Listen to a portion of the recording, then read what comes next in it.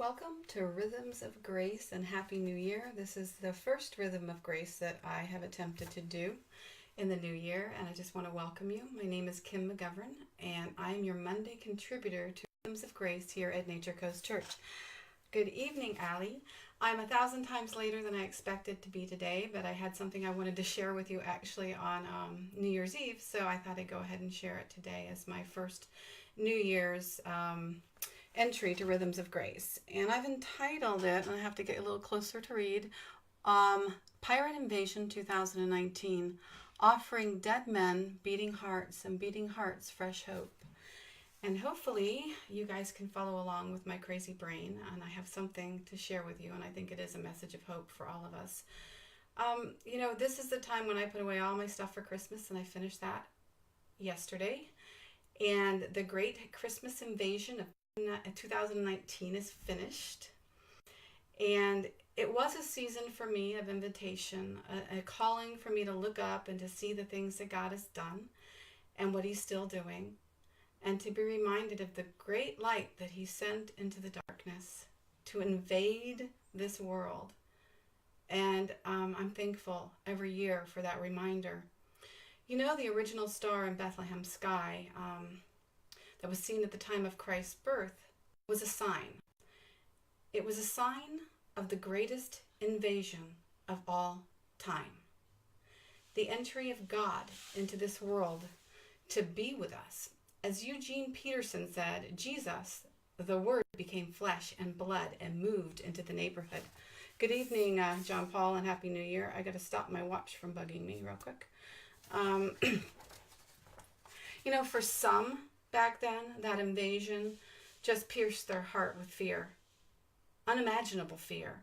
They'd always hoped that it was just fake news that this King of Kings would really come into this world. But they found out it was true, that the King of Kings had indeed come. And he entered into the battle of this world with his blood wrapped in the flesh of a baby.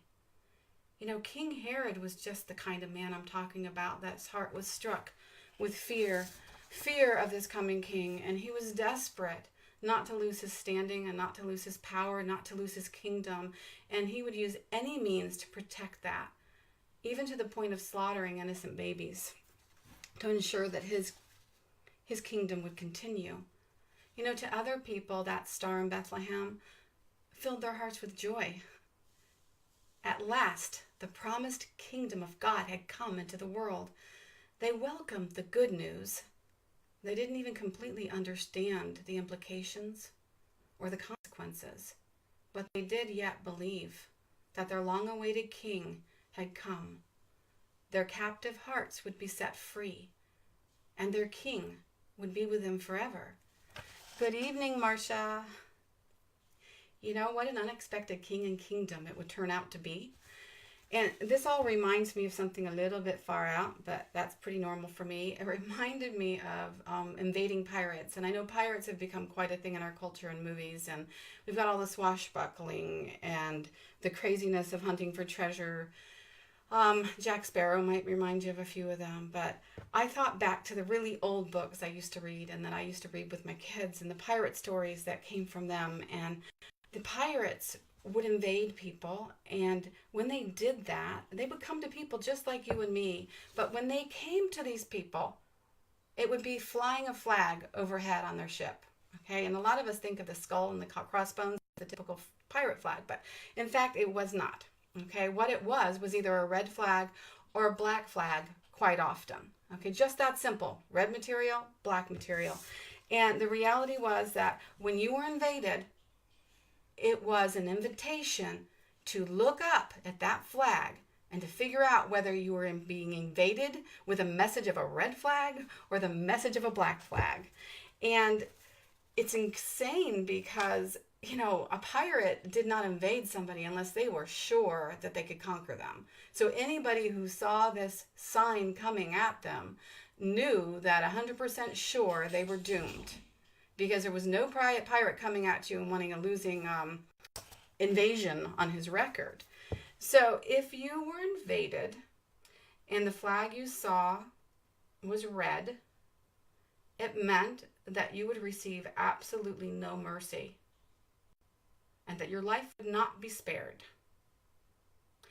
If you were fortunate enough to get a black flag flying overhead on the pirate ship that invaded you, it meant that if you would surrender without a fight, that you might live. You know, you think about the movies we watch and we know there's all fun and games and laughter, but a pirate's life was one of ruthlessness and heartlessness and just blatant, no fear of the consequences of his actions. And you kind of wonder how a pirate could be this way. And there's a lot of tales that are told about pirates in the seas and how they got there, and I'm not going to go into those because there's 1,000 of them on the internet and many on TV. But you see, when a pirate was sailing in a ship and he has a banner overhead, you know, it reminded him, not just the people he was invaded, it reminded him that he believed himself to just be dead. And in believing in his own death, dead to the world, dead to the country he came from, dead to his people. In believing in that kind of death, he no longer feared his own death, or so he hoped. You know, he sailed as one believing in and relying on his own deadness to give him a false sense of freedom from the fear of death and the consequences of his own actions.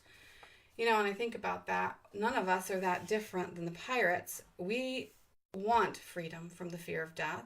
We want to be able to do whatever without consequence of life actions. We want to convince ourselves that we're okay, that we entered this world with something other than spiritually dead hearts. We try to do that in so many different ways. I've said it before, I call it trying to be undead and denying our deadness, that we actually have a dead heart with no beat. We seek to calm our fears. We do it by hiding. That's my best magic trick. We do it by pulling away. We do it by numbing through whatever means. We do it by controlling our circumstances to the best of our ability. We do it by lying to ourselves about who we really are and how deep our need really is, and about how unable we are to be undead. You know, we need something more than a pirate invasion for our lives. We need more than just a red and black choice on a flag. We need a better hope than that. We need to sail under a sign that has some chance of giving us life. We need a better invasion, a better invitation, and a better flag. One that can cause a dead heart to beat again. You know, we also need a different kind of invasion in the fact that we need one that's not like the pirates, that uses fear to compel or shame to cause one to look up, and a message that's something other than death forever. We need the kind of invasion that offers dead men beating hearts, and beating hearts fresh hope. The kind of invasion we need is love in the form of a baby who was both God and man, that entered into this darkness, and the darkness of our world and the darkness of our hearts, and journeyed to the cross for us. You know, you can think of Jesus, who came and entered our neighborhood and journeyed to that cross and came to that cross, and like the red and the black flags, he had two choices. He had a choice that he could resist that cross and he would live and leave us in death and in sin, or he could surrender himself to certain death for us. You know, he chose the cross. We know that. We know he hung there, he bled, and he died for us. We know that those watching him that day probably considered him quite a loser, you know, that he had given up, that he was not the kind of king that anybody would need, one that could die. But in what was appearing to be a loss, he gained for us everything we needed to have that dead heart beat again. He chose us. He chose death on a cross. And because of his great love for this world and you and me, he entered willingly into that death rising again and sitting at the right hand of his Father, he did. But he entered willingly into it and bought us freedom. You know, this is the cross upon which only a God-man, Christ, could die to free all men from a captivity of sin and death, and to hand us righteousness that is forever.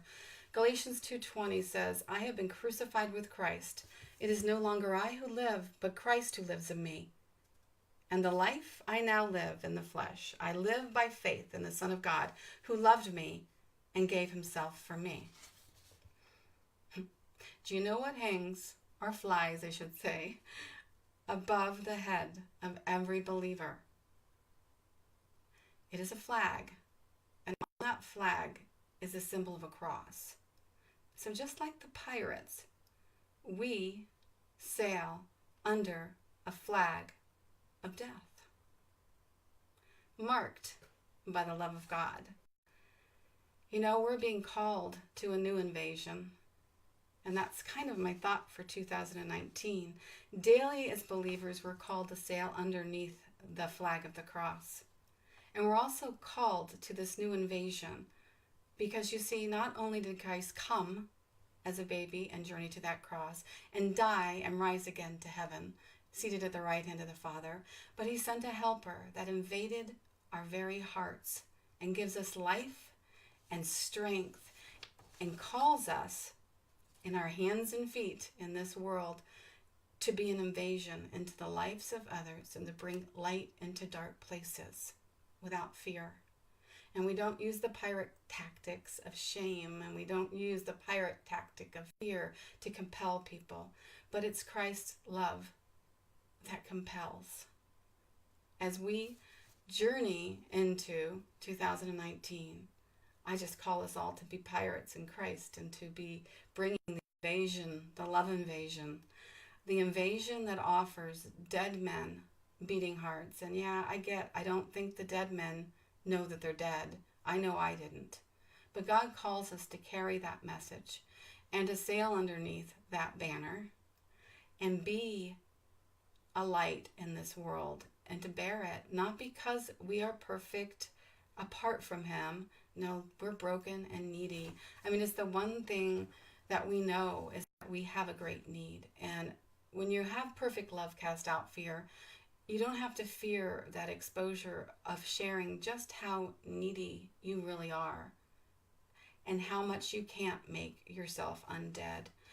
The flag we fly under that flies over us is one that is just not a message to the world, but it's a daily reminder to the hearts that are already beating to be told again and again that God's banner over them is love, that they have a cross on a flag flying over the head as they invade this entire world of darkness with a message of hope and life.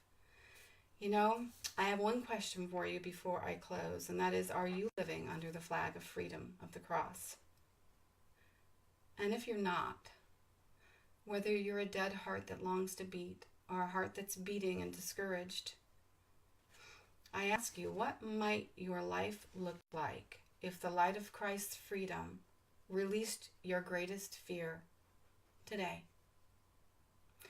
I just ask you to think about that, because we are in 2019 and we are called ones, called by his love and to love, to bring love. And I just ask you to join me this year in having what I call a banner year and being part of the pirate invasion of 2019 and sharing his rhythm of grace with other people and calling them to look up and see that banner that is over them and that it's love. And it's a love that's calling them to freedom and inviting them to join that community of the unpirates, the Christ pirates. Invasion 2019, offering dead men beating hearts and beating hearts fresh hope. I'm going to be putting a link to a song in the comments as we close, and it is called Look Up. And I'm going to read a couple of words from that in closing, and then I'll put the link down below. Thank you for joining me today. It says, I will take you at your word, for Jesus, you have taken hold of me. All my life is in your hands. You are my strength. You are my strength. I will look up, for there is none above you. I will bow down to tell you that I need you. Jesus, Lord of all. I will look back and see that you are faithful. I will look ahead, believing you are able. Jesus, Lord of all. Lord of all. Have a great Monday night, and thank you for hanging out with me. Hope to see you here again on Nature Coast's Facebook page for Rhythms of Grace on different weekdays, or join us Sunday for worship live, online or in person if you're in Homosassa, Florida. Have a good evening.